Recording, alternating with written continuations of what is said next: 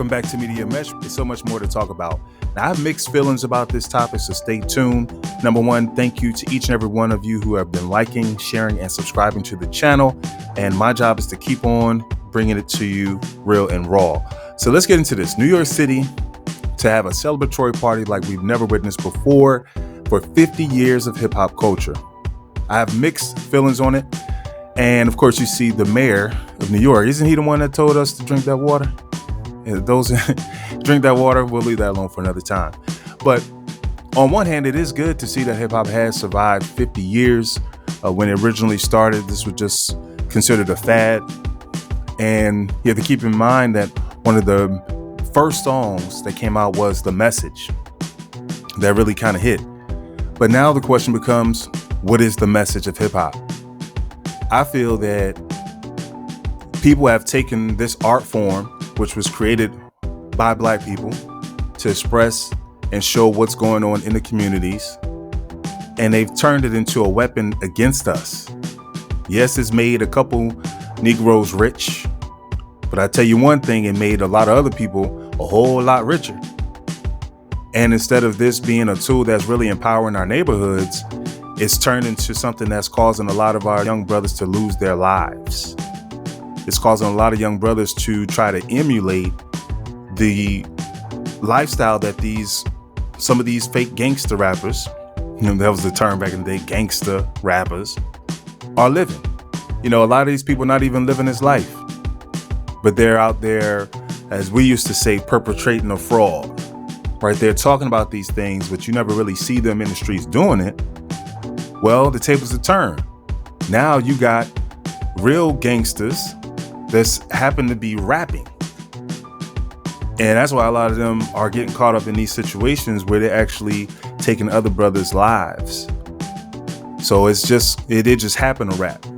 And some of your favorite rappers, like Lil Baby. I know y'all gonna be mad now, but he said he wasn't really trying to rap. He was a real street dude that, his labels, I ain't throwing too many names out here, but, I watched his documentary and somebody came to him and told him, hey, you know what? You really live in this lifestyle.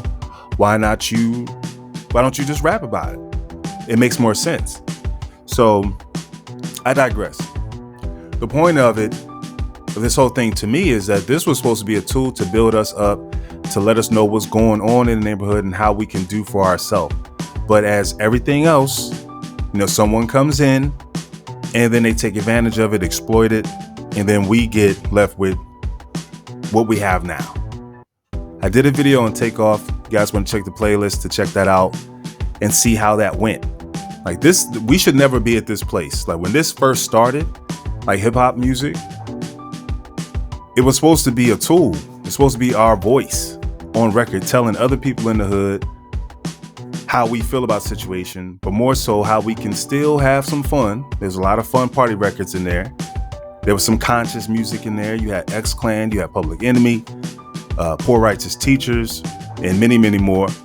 But now, if anybody's coming out with records that sound positive, they'll say, oh, that's not selling. Nobody want to hear that. Well, why not? Why don't we want to hear a positive, uplifting message that's still hot, that you can dance to or vibe out to? Who says it's not hot? The bottom line is, if you play any record 100 times a day, it's going to become hot. You can make anything mainstream. Case in point, MC Hammer was hot. Okay? I don't care what nobody say today. Back in the 90s, MC Hammer was that dude with them pants, dancing and doing whatever he was doing. That was the man right there. So now we glorify all the wrong things in society. And when you look at it, we're the last people who need to be glorifying anything negative.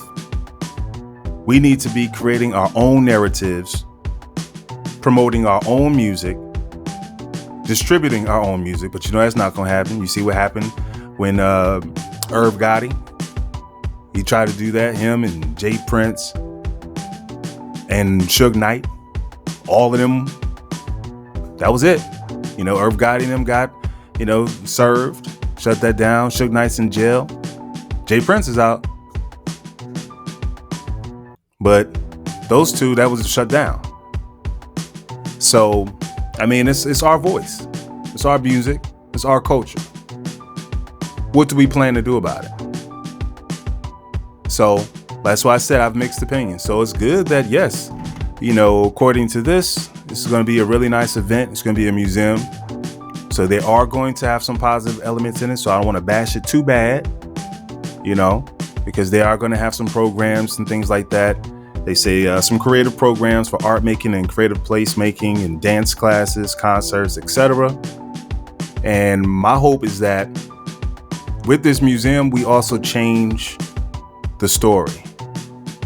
We change the story that we're telling to our young kids. That's important.